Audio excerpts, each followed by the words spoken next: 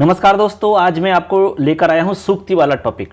दोस्तों सूक्ति का जो टॉपिक है अभी लेटेस्ट, मतलब इससे पहले जो एक बार सिलेबस चेंज हुआ था उसमें जोड़ा गया है।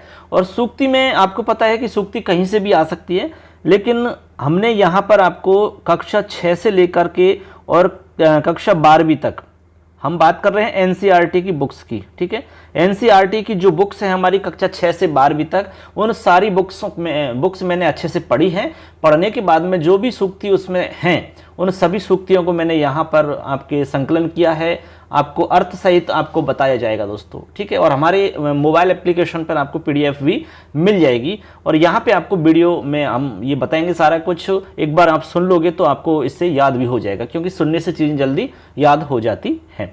आपको मैं ये भी बताऊंगा कि इस सूक्ति वाला प्रश्न किस तरह से पूछा जाता है, क्योंकि एग्जाम में सवाल कैसे आएगा ये काफ़ी इम्पोर्टेंट होता है। आपको याद होता है लेकिन फिर भी कई बार पता नहीं होता है कि सूक्ति में से कैसा सवाल बन सकता है, तो इसमें ये क्लियर हो जाएगा कि इस तरह का सवाल बन सकता है। और मैं अलग से टेस्ट सीरीज भी लेके आ रहा हूँ सेपरेट सूक्ति की, जिसमें आपको मैं 30 प्रश्न बताऊंगा सूक्ति वाले कि किस तरह के प्रश्न आपके बन सकते हैं। तो चलिए आज का वीडियो हम स्टार्ट कर लेते हैं। इसमें हम आपको कक्षा 6 से लेकर कक्षा 12वीं तक जितनी भी आपकी संभावित सूक्ति एग्जाम के हिसाब से मोस्ट हैं वो मैंने यहाँ पर संकलित की हैं। तो चलिए स्टार्ट करते हैं। चैनल को सब्सक्राइब कर लेना, बेल आइकन को प्रेस कर देना, क्योंकि सारा मैटर आपको मिलेगा दोस्तों। चलिए स्टार्ट करते हैं। देखिए पहली सूक्ति हमारी दोस्तों, देखो हमने यहाँ पर लिखा है एनसीईआरटी की कक्षा 6 से 12वीं की जो बुक्स हैं उनमें से हमने इकट्ठी की हैं। पहली हमारी सूक्ति है, देखिए सूक्ति को पढ़ते हैं और मैं आपको अर्थ बताऊंगा। ज़्यादा डिटेल से नहीं बताऊंगा क्योंकि काफ़ी लंबा वीडियो हो जाता है, डिटेल से जानने की आवश्यकता होती नहीं है। आपको केवल अर्थ समझ लेना है और कैसे प्रश्न बनेगा वो मैं आपको बताता चलूंगा। आत्मदुर्व्यवहारस्य फलम भवति दुःखदम, ये हमारी सूक्ति है दोस्तों। आत्मवत व्यवहारस्य फलम भवति दुःखदम। अब इसका अर्थ क्या है इतना समझ लो आप। अर्थ है इसका अपने द्वारा किए गए दुर्व्यवहार का फल दुख देने वाला होता है। आत्म दुर्व्यवहार से यानी अपने द्वारा किए गए दुर्व्यवहार का फल, जो हम अपने द्वारा दुर्व्यवहार करते हैं किसी के प्रति, उसका जो फल होता है वो दुःखदम यानी दुख देने वाला होता है। ये तो हो गया अर्थ। अब मान लो आपको भाई ये देखना है कि भाई इसमें से सवाल कैसे बन सकता है, तो मैं आपको हिंट दे देता हूं इसमें से सवाल कैसे बन सकता है। देखिए सवाल ऐसे बन सकता है दोस्तों, आत्म दुर्व्यवहार से फलम भवति, और भवति के आगे डैश डैश करके आपको दे दिया जाएगा। ठीक है, अब ऑप्शन में आपको 4 शब्द मिलेंगे, जिसमें आपका एक दुःखदम भी मिलेगा, जैसे कि मिल गया दुःखदम, कार्यानि, सिद्ध्यंति, फलाना, जो भी है उसमें कोई भी शब्द आपके लिए मिल जाएगा। उसमें से छांट के बताना होगा कि यहाँ जो खाली स्थान है भवती के आगे उसमें क्या आएगा। अब यदि आपको सूक्ति याद होगी तो आप फटाक से पता लगा लोगे इसमें दुःखदम आता है। आत्म दुर्व्यवहार से फलम भवती दुःखदम, ऐसे। ठीक है, आगे चलिए। अगला हमारा इसमें है, देखिए यहाँ से, उद्यमेन ही सिद्ध्यंति कार्याणि ने मनोरथै। ये आपने सुनी होगी सबने। इसका मतलब है कि परिश्रम से ही सभी कार्य सिद्ध होते हैं, मन की इच्छा मात्र से नहीं, केवल मन में विचार करने से, मन में केवल इच्छा रखने से काम नहीं होता है, परिश्रम करने से काम होता है, उद्यम करने से काम होता है। ये इस सूक्ति का अर्थ है। यहाँ से भी प्रश्न जैसे हमने अभी बताया उसी तरह से बन सकता है। जैसे बन सकता है, मान लो उद्यमेन लिखा हुआ है, अब उद्यमेन की जगह खाली स्थान दे देते हैं इस तरीका से और स्टार्ट करते हैं ही सिद्ध्यंति कार्याणि ने मनोरथै। अब खाली स्थान में क्या आएगा, तो उत्तर आ जाएगा उद्यमेन, ऐसे। ठीक है, आगे चलिए। अगली सूक्ति है, प्रिय वाक्य प्रदानेन सर्वे तुष्यन्ति जन्तवः। ठीक है, अब प्रश्न किसी तरह से बन सकता है, जैसे बन सकता है कि केन सर्वे तुष्यन्ति जन्तवः, प्रिय वाक्य प्रदानेन, उत्तर हो जाएगा आपका। या फिर आपके इसमें से लिख दिया कि प्रिय वाक्य प्रदानेन सर्वे, और तुष्यन्ति को हटा दिया, खाली स्थान दे दिया, यहाँ पर जन्तवः लिख दिया। प्रिय वाक्य प्रदानेन सर्वे है जन्तवः। अब बताओ क्या आएगा यहाँ पर। तो सिंपल है कि आपको सूक्ति याद है तो आपको पता रहेगा कि इसमें तुष्यन्ति आता है। ऐसे आपको इसमें समझना है कि सवाल कैसे कैसे बन सकते हैं। तो इसका अर्थ हो जाएगा कि सभी मनुष्य प्रिय वचन कहने से प्रसन्न या संतुष्ट हो जाते हैं। प्रिय वचन कहने से प्रसन्न या संतुष्ट हो जाते हैं। अगला है हमारा, इसमें देखिए, वचने का दरिद्रता। वचने का दरिद्रता, बोलने में कंजूसी क्यों, यानी बोलने में कैसी कंजूसी, बोलने में दरिद्रता कैसी, ऐसी, यानी बोलो अच्छा, सबसे अच्छा बोलो, क्योंकि बोलने से ही तो पता चलता है कि व्यक्ति कैसा है। कहा जाता है कि ऐसी वाणी बोलिए मन का पाखोए, औरन को शीतल करे आपहु शीतल होए। वाणी का है सारा कमाल, ठीक है। तो वचने का दरिद्रता, अरे अच्छा बोलने की कंजूसी नहीं करनी चाहिए, बोलिए अच्छा, सबसे प्रेम से बोलो, अच्छा बोलो सबसे। आगे चलिए, आगे देखिए हमारी सूक्ति है, गच्छन पिपीलको याति योजनानाम शतान्यपि। बहुत ही अच्छी सूक्ति मिलेंगी आपको इसमें, ज्ञानवर्धक भी सूक्ति है और एग्जाम की दृष्टि से भी मोस्ट है। दोनों जगह काम हो जाएगा, एग्जाम में नंबर भी आ जाएंगे और ज्ञान का ज्ञान बढ़ जाएगा। गच्छन पिपीलको याति, अब देखो गच्छन पिपीलको याति, अब यहां पर प्रश्न बन सकता है, कहीं पर भी खाली स्थान दे देंगे या आपको डायरेक्ट इसी में से प्रश्न बना के पूछ लिया जाता है। इसका अर्थ है कि चलती हुई चींटी सैकड़ों योजन पार कर लेती है। चलती हुई चींटी मतलब यह है कि एक चींटी जो है, कितना सा एक प्राणी है, छोटा सा जीव है, वो भी जब लगातार चलता रहता है तो सैकड़ों योजन पार कर लेता है। इसका मतलब है यदि व्यक्ति लगातार परिश्रम करता रहता है, लगातार कोशिश करता रहेगा, तो कितने भी बड़े काम को भी वो कर सकता है, केवल कोशिश के दम पर, केवल प्रयास के दम पर। जिस तरह एक चींटी सैकड़ों योजन पार कर लेती है चलती हुई, और जो व्यक्ति नहीं चलता है वो एक कदम भी नहीं जा सकता बिना चले, चाहे वो कोई भी हो, कितना भी बड़ा हो। इस तरह से आगे है, पृथिव्याम त्रीणि रत्नानि जलमन्नम सुभाषितम। मतलब हो गया कि जल, अन्न और सुंदर वचन, ये तीन ही इस पृथ्वी पर रत्न हैं। तो पृथिव्याम कति रत्नानि, ऐसे प्रश्न पूछा जा सकता है, पृथिव्याम कति रत्नानि, तो त्रिरत्नानि हो गया, त्रीणि रत्नानि हो गया, पृथिव्याम त्रीणि रत्नानि ही जलमन्नम सुभाषितम। अब इसमें का नहीं पूछ सकते, पृथिव्याम त्रीणि कानि रत्नानि, कौन से तीन रत्न हैं, तो त्रीणि रत्नानि कानि, तो उत्तर हो जाएगा जलमन्नम सुभाषितम। ऐसे इस तरह से सवाल बन सकता है। आगे चलिए, अगली हमारी सूक्ति है, विस्मयो न ही कर्तव्यो बहुरत्ना वसुंधरा। कहा कि आश्चर्य नहीं करना चाहिए, क्योंकि पृथ्वी अनेक रत्नों वाली है, पृथ्वी अनेक रत्नों से युक्त है, इसलिए किसी भी बात के लिए आश्चर्य नहीं करना चाहिए। इसका यह मतलब है, विस्मयो न ही कर्तव्यो बहुरत्ना वसुंधरा। आगे चलिए, अगली सूक्ति है हमारी, देखिए यहां से 8 नंबर सूक्ति, सूक्ति को पढ़ते हैं। देखिए, क्षमावशीकृतिर्लोके क्षमयः किम न साध्यते। देखिए कितनी बढ़िया सूक्ति है। अर्थ है इसका, क्षमाशीलता से संसार में सभी को वश में किया जा सकता है और सभी कार्यों को सिद्ध किया जा सकता है। बात समझिए आप, क्षमाशीलता से संसार में सभी को वश में करके तथा कर सकते हैं तथा सभी कार्यों को सिद्ध किया जा सकता है। क्षमावशीकृतिर्लोके, क्षमावशीकृति यानी क्षमा जो शीलता होती है, जो क्षमा करने की शक्ति होती है, उससे संसार में सब लोगों को वश में कर सकते हैं। क्षमया किमने साध्यते, यानी कि क्षमा से क्या नहीं सिद्ध हो सकता है, अर्थात सब कुछ किया जा सकता है, सभी कार्यों को सिद्ध किया जा सकता है। किससे? क्षमाशीलता से। क्षमाशीलता का जो गुण है वो हर किसी में नहीं होता है ऐसे, ठीक है। आगे चलिए, अगली हमारी सूक्ति है, दुर्बुद्धि ही विनश्यति। इसका मतलब हो गया कि दुष्ट बुद्धि वाला नष्ट हो जाता है। जो दुष्ट बुद्धि वाला होता है वो नष्ट हो जाता है। दुर्बुद्धि विनश्यति, दुष्ट बुद्धि वाला नष्ट हो जाता है। आगे चलिए, यावत् जीवेत सुखम जीवेत ऋणम कृत्वा घृतम पिबेत। मतलब हुआ कि जब तक जियो तब तक सुख पूर्वक जियो, ऋण लेकर के भी घी पियो। यदि घर में नहीं है पैसा तो उधार लो, उधार लेके घी खरीदो और आराम से पियो, मतलब खूब मौज मस्ती उड़ाओ। ये चारवाक दर्शन कह रहा भैया। चार्वाक दर्शन का ऐसा मानना है। तो सुक्ति का मतलब है यावत जीवेत सुखम जीवेत। अब मान लो प्रश्न आ गया इसमें खालिस्तान के हिसाब से कि यावत जीवेत, यहां पर आपका खालिस्तान दे देंगे यावत जीवेत जीवेद ऋणम कृत्वा, और यहां पर हटा दिए घृतम को, फिर दे दिया खालिस्तान। अब आपको बताना है कि यहां पर कौन से शब्द हैं जो हटा दिए गए हैं, वो आपको आंसर ढूंढना होता है।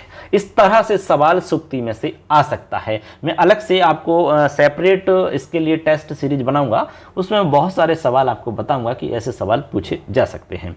आगे चलिए, आगे है आलस्यम ही मनुष्यानाम शरीरस्थो महान रिपुः। आलस्य ही मनुष्यों के शरीर में रहने वाला सबसे बड़ा शत्रु है। आलस्य ही मनुष्यानाम शरीरस्थो, शरीरस्थो का मतलब शरीर में स्थित महान रिपु है, महान शत्रु है। कौन? आलस्य। इसलिए व्यक्ति को आलस्य नहीं करना चाहिए, ठीक है। और जो आलस्य करता है वो ये मानकर चलो कि कुछ भी नहीं कर सकता है ऐसे, क्योंकि आलस्य तो सबसे बड़ा शत्रु है हमारा। आगे चलिए, आगे चलिए, देखिए अगले हमारा इसमें है 12 नंबर पे, नास्ति उद्यमम शमो बंधु, मतलब परिश्रम ही मनुष्य का परम मित्र है। परिश्रम ही मनुष्य का बंधु है। समझ गए बात को? उद्यम ही मनुष्य का परम मित्र है, परम दोस्त है, अच्छा दोस्त है, ऐसा मतलब है ऐसे। आगे चलिए, न ही प्रतीक्षते मृत्यु कृतमस्य नवा कृतम, मृत्यु कभी भी किसी की प्रतीक्षा नहीं करती, वह कभी भी आ सकती है। समझ गए?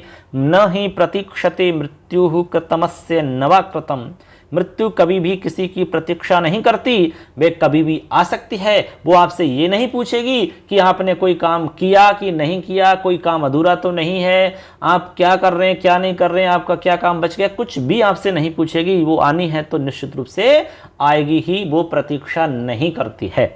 ऐसे आप समझ लीजिए। आप कहोगे कि 1 सेकंड रुक जाओ, थोड़ा सा काम है, तो भाई साहब आपके लिए वो कभी नहीं रुकेगी, ठीक है।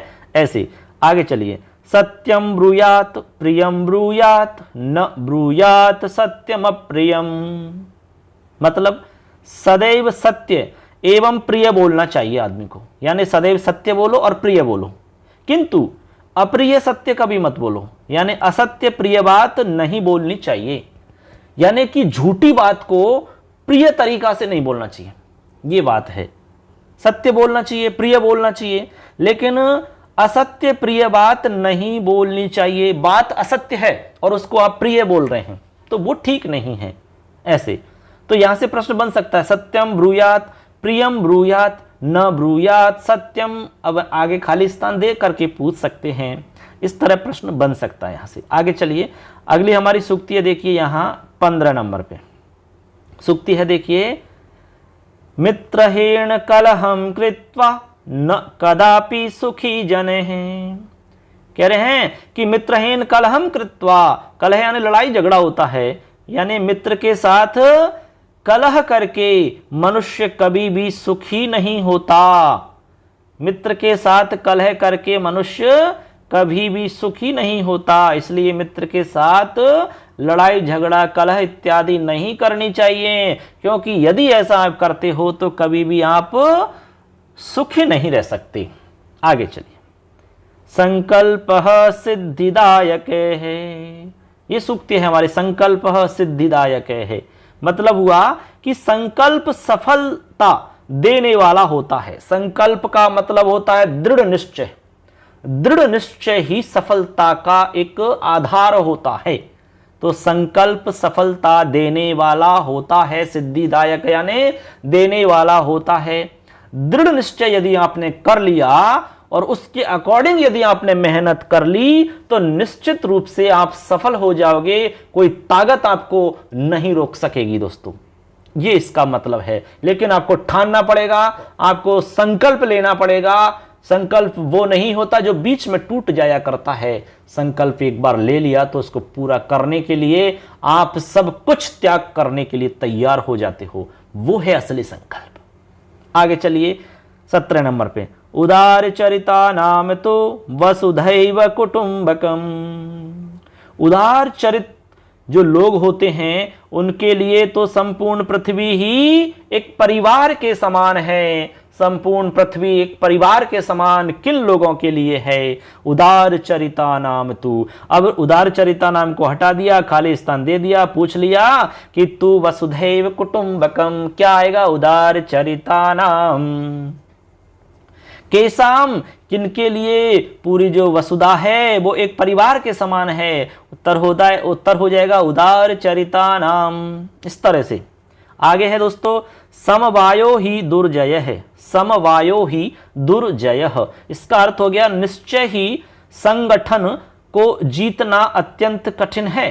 संगठन यानी समूह को, यानी समूह को जीतना दुर्जय है, बहुत कठिन होता है।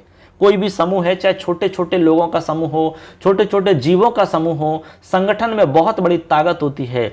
समूह को जीतना काफी कठिन माना जाता है। जैसे आपने बहुत सारी कहानियां ऐसी देखी होंगी। आप एक माचिस की तीली को तोड़ सकते हो, लेकिन सारी तीलियों को इकट्ठा जोड़ करके आप तोड़ना चाहो तो वो आपके लिए कठिन हो जाएगा काम। ये इसका मतलब हुआ। ठीक है, आगे चलिए। आगे है विद्याधनम सर्वधन प्रधानम। विद्याधनम सर्वधन प्रधानम, अर्थात विद्या रूपी धन सभी धनों में प्रधान धन है।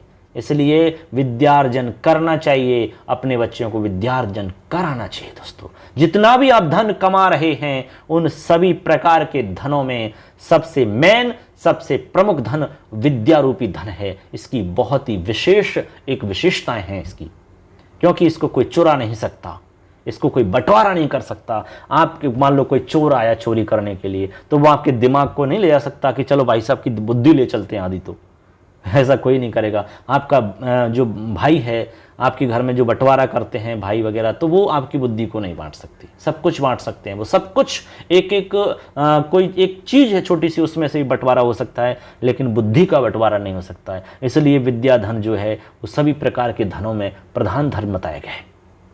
आगे है विद्या विहीन है पशु। विद्या से विहीन मनुष्य साक्षात पशु है, ऐसा मानते हैं। विद्या से जो विहीन है, जो विद्या ग्रहण नहीं करता है, वो मनुष्य साक्षात पशु है, ऐसा इसका अर्थ है। आगे देखिए, सततम वागभूषणम भूषणम। वाणी रूपी आभूषण हमेशा आभूषण ही बना रहता है, क्योंकि सभी प्रकार के आभूषण तो समय रहते हुए नष्ट हो जाया करते हैं, लेकिन वाणी रूपी आभूषण कभी भी नष्ट नहीं होता है, हमेशा बना हुआ रहता है और हमेशा ये आभूषण आभूषण ही रहता है, वाणी रूपी आभूषण। ठीक है, ऐसा यहाँ पर मतलब है दोस्तों। आगे चलिए, आगे आपकी सूक्ति बहुत ही बढ़िया सूक्ति है। सूक्ति को पढ़ते हैं। विद्याधिकारम कुरु, यानी मनुष्य को विद्या अर्जन करना चाहिए, अन्य विषयों को छोड़कर, यानी सभी प्रकार के विषयों को छोड़कर आदमी को विद्यार्जन करना चाहिए। अभी अभी हमने कहा कि विद्या तो सबसे प्रमुख धन है, सभी धनों में प्रधान धन है। तो यह सूक्ति है विद्याधिकारम कुरु, विद्या पर अधिकार होना चाहिए, सब कामों को छोड़ करके विद्या जरूर ग्रहण करनी चाहिए, उस पर अधिकार करना चाहिए। ऐसे आगे चलिए। भारतस्य प्रतिष्ठे द्वे संस्कृतम संस्कृतिस्तथा, यानी भारत की दो प्रतिष्ठाएं हैं, संस्कृत तथा संस्कृति, ये इसका अर्थ है। हमारा जो देश है इसकी दो प्रतिष्ठाएं हैं, एक तो संस्कृति, संस्कृति का मतलब कल्चर, ठीक है, और दूसरी संस्कृत भाषा, ये दो हैं। आगे चलिए। गुणा गुणज्ञेषु गुणा भवन्ति तेनेर्गुणं प्राप्य भवन्ति दोषाः। श्लोक सुना होगा आपने, शायद 8वीं क्लास में चलता है, पहले ही पाठ में है। इसका मतलब है कि गुण गुणवान व्यक्ति के पास ही रहते हैं गुण के रूप में।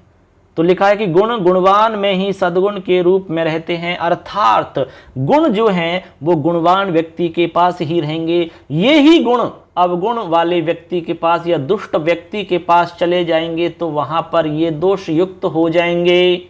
जैसे आपको पता है कि नदी का जो जल होता है वो पीने के लिए सही माना जाता है, पीने के योग्य होता है, पीने के लायक होता है, लेकिन वही नदी का जल जब समुद्र में मिल जाता है तो वो पीने के अयोग्य बन जाता है, पीने के लायक नहीं रहता है। तभी तो कहा कि गुणवान व्यक्ति में ही गुण रहते हैं, जैसे ही वो दुष्ट व्यक्ति के पास या अवगुणी के पास चले जाते हैं तो वो उसी के रंग में रंग जाते हैं, उसी के जैसे बन जाते हैं। ये इसका मतलब है। आगे चलिए। श्रुत्वा वचः मधुर सूक्त रसम सृजन्ति। सज्जन लोग सज्जनों एवं दुर्जनों के वचनों को समान रूप से ग्रहण करके भी केवल मधुर वचन ही मतलब सृजन करते हैं, मधुर वचनों की ही रचना करते हैं। ये इसका मतलब है।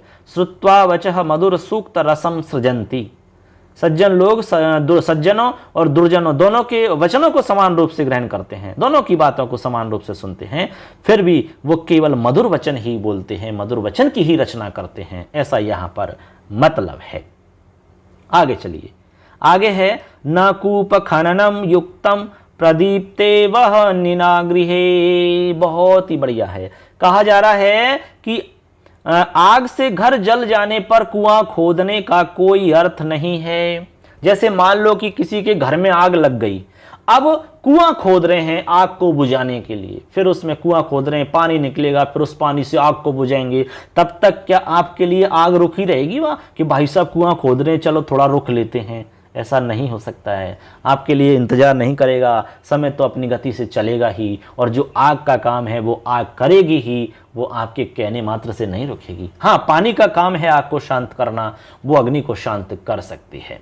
लेकिन कुआं खोदो, फिर पानी निकले, उस पानी से आप आग बुझाओ, इसका मतलब है कि आपको पहले से ही तैयार रहना चाहिए। हर परिस्थिति के लिए पहले से आपको प्लानिंग बना के रहना चाहिए।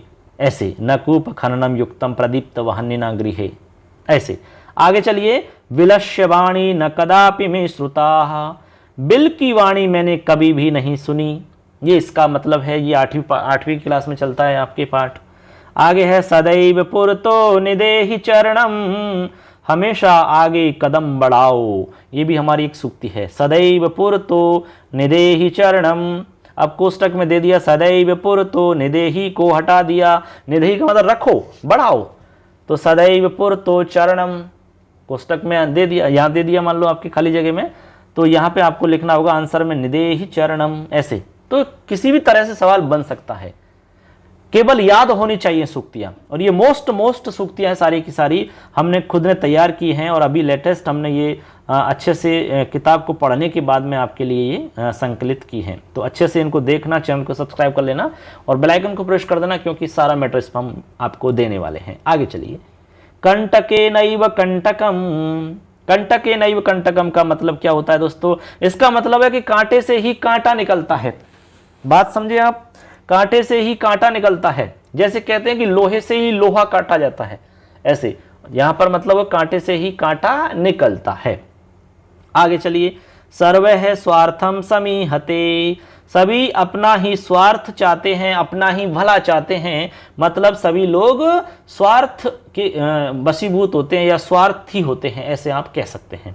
सर्व स्वार्थम समीहते। सभी अपना ही स्वार्थ सिद्ध करना चाहते हैं। आगे चलिए। गृहम शून्यम सुताम विना। पुत्री के बिना घर सूना है। पुत्री के बिना घर सूना है, ये इसका मतलब है। गृहम शून्यम सुताम विना, ये आपके पाठ भी चलता है इस नाम से। तो अर्थ समझ गए आप? पुत्री के बिना घर सूना है। इससे पहले हमने जो वीडियो बनाया उसमें शायद पुत्र उसमें आ गया लिखने में, तो आप थोड़ा सा करेक्शन कर लें। पुत्र, सुता का मतलब पुत्री ही होता है, पुत्री होता है, सुता यानी पुत्री। आगे है यत्र नार्यस्तु पूज्यन्ते रमन्ते तत्र देवताः। अर्थात जहां पर नारियों की पूजा होती है वहां पर देवताओं का निवास होता है। यत्र नार्यस्तु पूज्यन्ते रमन्ते तत्र, अब खालिस्तान दे दिया, डैश डैश डैश, तो उत्तर आ जाएगा देवताः। ऐसे आगे चलिए। चत्वारि तस्य वर्धन्ते आयुर्विद्या यशो बलम। उस व्यक्ति की 4 चीजों में वृद्धि होती है जो अभिवादनशील होता है। आयु, विद्या, यश और बल में वृद्धि होती है उसकी। अभिवादनशील एवं बड़े लोगों की सेवा करने वाले की इन 4 चीजों में वृद्धि होती है। आयु बढ़ती है, विद्या बढ़ती है और यश बढ़ता है और बल बढ़ता है। ऐसे इसका मतलब है। आगे चलिए। नेतस्य निष्कृति ही शक्य कर्तुम वर्ष शतैरपि। माता पिता के उपकार एवं कष्टों का निस्तारण करना असंभव है। असंभव, समझ गए? माता पिता के उपकार जो हैं एवं जो कष्टों का उन्होंने कष्ट उठाए उनका निस्तारण करना असंभव है। बात स्पष्ट है। ऐसे आगे चलिए। सत्यपूतं वदेत वाचम मनः पूतं समाचरेत। हमेशा सत्य बोलना चाहिए तथा मन से पवित्र आचरण ही करना चाहिए। ये यहाँ पर मतलब है। ठीक है, कोई इसमें खास बात नहीं है। आगे चलते हैं। अगली हमारी सूक्तियाँ देखिए, यहाँ से देखिए 36 नंबर पे। क्षितौ राजते भारत स्वर्ण भूमि ही। पृथ्वी पर भारत स्वर्ण भूमि सुशोभित है। पृथ्वी पर भारत स्वर्ण भूमि सुशोभित है। ये हमारी सूक्ति है। क्षितौ राजते भारत स्वर्ण भूमि ही। आगे चलिए। वृत्तम यत्नेन संरक्षेद वित्तमेति च याति च। अर्थात मनुष्य को चरित्र की रक्षा करनी चाहिए। धन तो अस्थिर है, धन तो आता जाता रहता है। चरित्र की रक्षा करनी चाहिए, क्योंकि जो हमारी शिक्षा होती है उस शिक्षा का अंतिम लक्ष्य चरित्र का निर्माण करना होता है, एक अच्छे चरित्र का निर्माण। ठीक है, ऐसे आगे चलिए। आत्मनः प्रतिकूलानि परेशान ने समाचरेत। स्वयं के प्रतिकूल आचरण दूसरों के प्रति नहीं करना चाहिए। जो व्यवहार, जो आचरण आपको सही नहीं लग रहा है, जो आपके लिए सही नहीं लग रहा हो, ऐसा व्यवहार या इस प्रकार का आचरण दूसरों के प्रति नहीं करना चाहिए। अरे जो चीज आपको अच्छी नहीं लग रही मान लो, तो वैसा व्यवहार आप दूसरों के प्रति मत करो, मत करो। आपको कोई डांटे, ये आपको अच्छा नहीं लगता है, तो आप किसी दूसरे को डांटो, वो ठीक नहीं है। क्योंकि जब आपको अच्छा नहीं लगता किसी के द्वारा डांटना, तो फिर आप किसी को डांट रहे हो तो उसको कैसे अच्छा लगेगा, ऐसे आप समझो। तो स्वयं के प्रतिकूल जो आचरण है दूसरों के प्रति नहीं करना चाहिए। आत्मनः प्रतिकूलानि परेशान न समाचरेत। यहां से प्रश्न बन सकता है। आगे चलिए। परोपकाराय सताम विभूतयः। परोपकाराय सताम, यानी श्रेष्ठ लोगों की संपत्तियां परोपकार के लिए ही होती हैं, ये इसका मतलब है। परोपकाराय सताम विभूतयः, परोपकार के लिए होती हैं। किनकी? सज्जन लोगों की जो संपत्तियां होती हैं वो परोपकार के लिए ही होती हैं। ऐसे आगे चलिए। गुण युक्तो दरिद्रोपी नेश्वरैर गुणै समः। मतलब क्या हुआ कि संसार में गुणों से युक्त निर्धन व्यक्ति भी गुणों से हीन धनी व्यक्तियों से श्रेष्ठ होता है। बहुत बढ़िया बात है। संसार में गुणों से युक्त निर्धन व्यक्ति भी, यानी गुणवान व्यक्ति है, बहुत अच्छा व्यक्ति है, लेकिन वो निर्धन है, तो ऐसा व्यक्ति गुणों से हीन लेकिन बहुत पैसे वाला है, उससे तो श्रेष्ठ है, वो उससे बहुत बढ़िया है। ऐसे यहां मतलब है। आगे चलिए। छायैव मैत्री खल सज्जनानाम। सज्जन की मित्रता मध्याह्न के पश्चात की छाया के समान होती है, जो कि धीरे धीरे बढ़ती है, धीरे धीरे बढ़ती है। इस तरीका से आगे चलिए। बुद्धिर बलवती सदा। बुद्धि सदा बलवान होती है, बलवती होती है, क्योंकि जिसके पास बुद्धि है उसी के पास बल है। बुद्धिर यस्य बलम तस्य। आपने खरगोश और उसकी शेर की कहानी तो सुनी होगी। एक छोटा सा खरगोश किस तरह से शेर को, जो कि पूरे जंगल का राजा होता है, अपनी बुद्धि के बल पर कुएं के अंदर कैसे गिरा देता है और वो मर जाता है अंततोगत्वा। तो ये सब खेल है बुद्धि का। तो बुद्धि सदा बलवती होती है। आगे चलिए। आगे हमारी सूक्तियां देखिए, यहां से 43 नंबर है। व्यायाम है सर्वदा पथ्य है। अर्थात व्यायाम हमेशा ही लाभदायक होता है। व्यायाम हमेशा कैसा होता है? लाभदायक होता है, उससे कभी आपको नुकसान नहीं होता है। इसलिए व्यायाम अपने जीवन का एक हिस्सा होना चाहिए, यदि आपको स्वस्थ रहना है तो। आगे चलो, परेंगित ज्ञान फला ही बुद्धयः, बुद्धिमान दूसरों के संकेत मात्र से ही उसके भावों को समझ लिया करते हैं। बात समझे? परेंगित ज्ञान फला ही बुद्धयः, जो बुद्धिमान लोग होते हैं वो दूसरे के केवल संकेत मात्र से ही समझ जाया करते हैं उसके भावों को, वो कहना क्या चाह रहा है, उसके अंदर क्या भाव हैं, उनको समझ लिया करते हैं बुद्धिमान लोग। ऐसे यहां पर मतलब है इसका। आगे चलो, क्रोधो ही शत्रु प्रथमो नराणाम, मनुष्यों के विनाश का प्रथम शत्रु क्रोध ही है। मनुष्यों के विनाश का प्रथम शत्रु कौन है? क्रोध। तो क्रोधो ही शत्रु प्रथमो नराणाम, आ गया यहां पर क्रोध को हटा दिया, कहा कि ही शत्रु प्रथमो नराणाम, कौन है प्रथम शत्रु? तो क्रोध आ जाएगा। आगे चलिए, समानशील व्यसनेषु सख्यम, अर्थात मित्रता समान चरित्र व स्वभाव वालों से ही होती है। मित्रता जो होती है वो समान चरित्र और स्वभाव वालों से ही होती है। ऐसे आगे चलिए, सेवितव्यो महावृक्ष है फलच्छाया समन्वित है, अर्थात फल और छाया से युक्त महान वृक्ष का ही आश्रय लेना चाहिए, क्योंकि वहां आपको कम से कम फल नहीं तो छाया तो मिलेगी आपको वहां पर। इस तरह से आगे चलिए, अयोग्य पुरुष नास्ति योजकस्तत्र दुर्लभ है, कहा कि कोई भी पुरुष अयोग्य नहीं होता, किंतु उसे सही जगह पर जोड़ने वाला दुर्लभ होता है। कोई भी व्यक्ति देख लो, दुनिया के अंदर पूरे संसार में कोई भी निरर्थक नहीं है। यदि घोड़ा तेज दौड़ने में माहिर है तो गधा भार ढोने में माहिर है, वजन ढोने में माहिर है। कहीं ना कहीं तो उसकी भी महत्ता है, कहीं ना कहीं उसकी भी विशेषता होती है, जो कि वो विशेष माना जाता है। इसीलिए कहते हैं कि कोई भी पुरुष अयोग्य नहीं होता, उसे सही जगह पर जोड़ने वाला दुर्लभ होता है।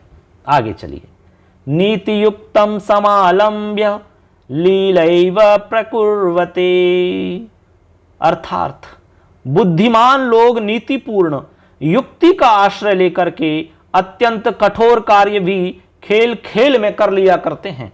बहुत बढ़िया बात है। जो बुद्धिमान लोग हुआ करते हैं वो नीतिपूर्ण युक्ति का सहारा लेकर के बड़े से बड़े कठिन कार्य को भी खेल खेल में कर लेते हैं। कहते हैं ना कि ये तो चुटकियों में ही काम कर लिया करते हैं, तो वो यही है सब।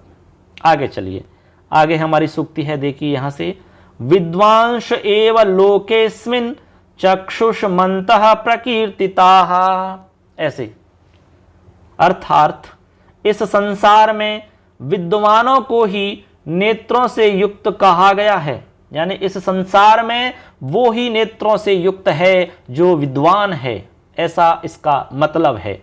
आगे चलिए, अगली सूक्ति है, आचार है प्रथमो धर्म, यानी आचार का मतलब यहां पर सदाचार है।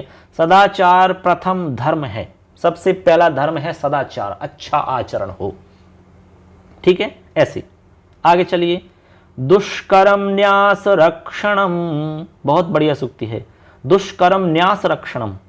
ठीक है, यहां पर खालिस्तान दे दिया न्यास रक्षणम, तो दुष्कर्म आ जाएगा यहां पर। आगे लिख दिया दुष्कर्म और आगे दे दिया ये न्यास को हटा दिया और रक्षणम लिख दिया, दुष्कर्म रक्षणम, न्यास की जगह खालिस्तान दे दिया। तो यहां पर आपको न्यास याद रखना होगा, क्योंकि ये सूक्ति याद रहेगी तो आप कैसे भी पूछो आपसे तो आपको दिक्कत नहीं आएगी, आप कर सकते हैं। इसका अर्थ है कि धरोहर की रक्षा करना कठिन होता है। धरोहर जैसे मान लो कोई व्यक्ति है, आपका कोई दोस्त है जो कि आपके पास कोई सामान रख के चला जाता है, तो उस सामान की चिंता अपने सामान से भी ज़्यादा होती है, क्योंकि वो धरोहर के रूप में रखी गई है। यदि वो चोरी हो जाते हैं तो जो व्यक्ति रख के गया वो दोस्त आपका यही कहेगा कि आपने ही रख ली है, वो आपको मतलब लालच आ गया, लोभ आ गया, आपने धोखा किया है हमारे साथ में, ऐसे कई बातें वहाँ पर निकल के आती हैं। इसलिए हम उसकी रक्षा अपनी चीज़ से भी ज़्यादा करते हैं, हमें उसकी ज़्यादा टेंशन रहती है। बल्कि इसीलिए कहा कि धरोहर की रक्षा करना कठिन होता है, दुष्कर्म न्यास रक्षणम। आगे देखिए, एक एव खगोमानी वने वसति चातके है, एक ही स्वाभिमानी पक्षी चातक वन में रहता है। वो हर किसी से याचना नहीं करता, प्यासा होने पर भी पानी की याचना हर किसी से नहीं करता है, बादल से ही करेगा, वही उसको पानी देता है। आगे चलिए, यम यम पश्यसि तस्य तस्य पुरतो मां ब्रूहि दीनम वचः। अर्थात जिस जिसको देखते हो उसके सामने दीनता युक्त वचन मत बोलो, यानी हर किसी के सामने अपनी दुख व्यथा मत सुनाओ, दीन वचन मत बोलो, अपनी कमजोरी को मत बताओ, क्योंकि हर कोई व्यक्ति आपकी बात को, आपकी भावनाओं को, आपकी संवेदनाओं को समझने वाला नहीं हो सकता। ऐसा इसका मतलब है दोस्तों। आगे चलिए, मानो ही महताम धनम, मान ही महापुरुषों का धन होता है। सम्मान, आत्मसम्मान, स्वाभिमान, ये ही महापुरुषों का धन है, इससे बढ़कर और कुछ भी धन नहीं है। आगे चलिए, विद्यामृतमश्नुते ही, अर्थात विद्या द्वारा अमरता को प्राप्त करना, अमरता को प्राप्त करता है। किससे? विद्या से अमरता को प्राप्त करता है, ऐसा यहां मतलब है। आगे चलिए, शरद घनम नारदति चातकोपि, अर्थात चातक पक्षी भी शरद काल के मेघ से याचना नहीं करता है, शरद काल के मेघ से याचना नहीं करता। शरद घनम नारदति चातकोपि, इस तरह इसका अर्थ हो जाता है। अगली हमारी सूक्ति है, यहां पर देखिए 58 नंबर की, योग है कर्मशु कौशलम, अर्थात योग ही कर्मों में कुशलता है। योग जो है हमारा, वो ही कर्मों में कुशलता है, ये श्रीमद् भगवत गीता में कहा गया है। आगे चलिए, शरीर यात्रापि च तेनः प्रसिद्धयेद कर्मणे, अर्थात कर्म अनारंभ से ही तुम्हारी शरीर यात्रा भी सिद्ध नहीं होगी। कहा कि शरीर यात्रा पी च न ते प्रसिद्धयेत कर्मणः, अकर्मण की स्थिति में यदि आप कर्म नहीं करोगे तो आपकी जो शरीर यात्रा है ना, वो भी सिद्धि को प्राप्त नहीं होगी, वो भी सिद्ध नहीं होगी। इसलिए कर्म तो करना ही चाहिए, कर्म करो, कर्म।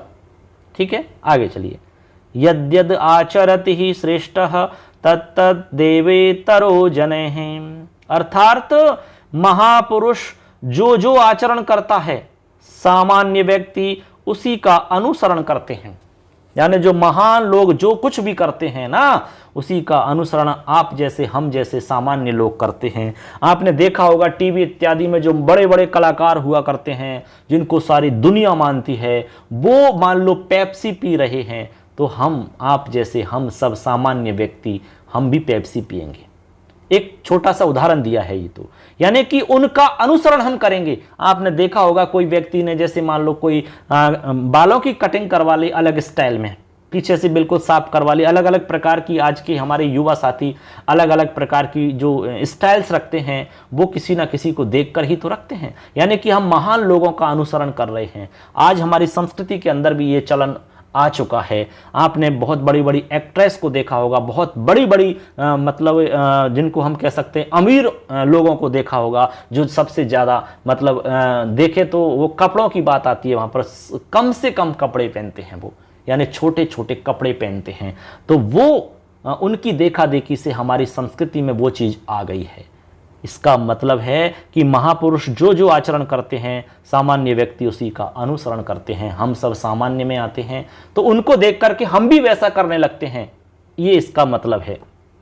आगे चलिए, अब ऐसा करना चाहिए कि नहीं करना चाहिए, ये एक अलग मुद्दा है, लेकिन इसका अर्थ क्या है वो मैंने बताया है। आगे चलो, आगे है कर्मण्येवाधिकारस्ते मा फलेषु कदाचन, कहा कि तुम्हारा कर्म में ही अधिकार है, उनके फल पर बिल्कुल भी नहीं। केवल कर्म करो, केवल कर्म करो, फल पर तुम्हारा कोई अधिकार नहीं। अपने को तैयारी में दिमाग लगाना है, सिर्फ आपको तैयारी करनी है। जब आपकी तैयारी में दम होगी, तैयारी बहुत अच्छी होगी, तो फल अपने आप अच्छा मिल जाएगा, कोई दिक्कत नहीं है। क्योंकि गीता में कहा भी गया है कि जो जैसा कर्म करेगा उसको वैसा ही फल मिलेगा। आगे चलिए, जल बिंदु निपाते नः क्रमशः पूर्यते घटः, अर्थात बूंद बूंद से घड़ा भरता है। एक छोटे छोटे प्रयासों से हम बड़े काम को भी कर लेते हैं, ये इसका मतलब है। ठीक है, जिस तरह से एक एक बूंद से घड़ा भर जाता है, ऐसे। आगे चलिए, सहसा विदधीत न क्रियाम अविवेक परमापदाम पदम। सहसा बिना विचारे कार्य नहीं करना चाहिए, अविवेक परम आपत्तियों का स्थान या कारण होता है। इसलिए कभी भी सहसा विदधित न क्रियाम, कोई भी क्रिया कोई भी काम बिना विचारे अचानक नहीं करना चाहिए, क्योंकि कहा जाता है कि बिना विचारे जो करे सो पाछे पछताए, काम बिगाड़े आपनो जग में हो तो हसाए, ऐसा कहा गया है। आगे चलिए, विभूषणम मौनम पंडितानाम, ये हमारी सूक्ति बहुत ही प्रसिद्ध है। इसका मतलब है कि मौन ही मूर्खों का आभूषण होता है, अर्थात विद्वानों के समाज में मूर्ख लोगों को मौन ही रहना चाहिए, वो ही उनका आभूषण होता है। आगे चलिए, कुछ और हमारी इसमें बची हुई है, ज्यादा नहीं है। आगे देखिए 65 नंबर, प्रकृति सिद्धमिदम ही महात्मनाम, अर्थात सभी गुण निश्चय ही महापुरुषों में स्वभाव सिद्ध होते हैं। सभी गुण निश्चित रूप से ही महान पुरुषों में उनके स्वभाव से ही सिद्ध हुआ करते हैं, ऐसा इसका मतलब है। आगे, उपार्जितानाम वित्तानाम त्याग एव ही रक्षणम, उपार्जितानाम वित्तानाम त्याग एव ही रक्षणम, अर्थात कमाए गए धन का त्याग ही उसकी रक्षा करना है। यदि आपके द्वारा कमाए गए धन की रक्षा आप करना चाहते हो तो त्याग करो, त्याग, समझ गए। बिना त्याग के धन नष्ट हो जाता है अपने आप, ऐसे आप समझ लीजिए।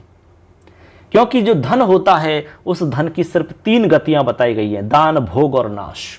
या तो आप दान करो या उसका उपभोग करो, और दोनों ही काम नहीं करोगे तो तीसरी गति अपने आप हो जाएगी, नाश, अपने आप हो जाएगा। आगे चलो, पश्येह मधुकरीणाम संचितम अर्थम हरन्त्यन्नी, अर्थात मधुमक्खियों द्वारा एकत्रित उनके शहद रूपी धन को अन्य लोग ही हरण करते हैं, अर्थात काम में लेते हैं। आपने जो कुछ भी कमाया उसको यदि आप लोग उसका उपभोग नहीं कर पा रहे हैं, उसको काम में नहीं ले रहे हैं, तो अन्य लोग ही उसको काम में लेंगे। जिस तरह मधुमक्खियां मतलब अपने धन रूपी शहद को इकट्ठा करती हैं, लेकिन वो खुद काम में नहीं लेती हैं, अन्य लोग ही उसको काम में लिया करते हैं, ऐसे।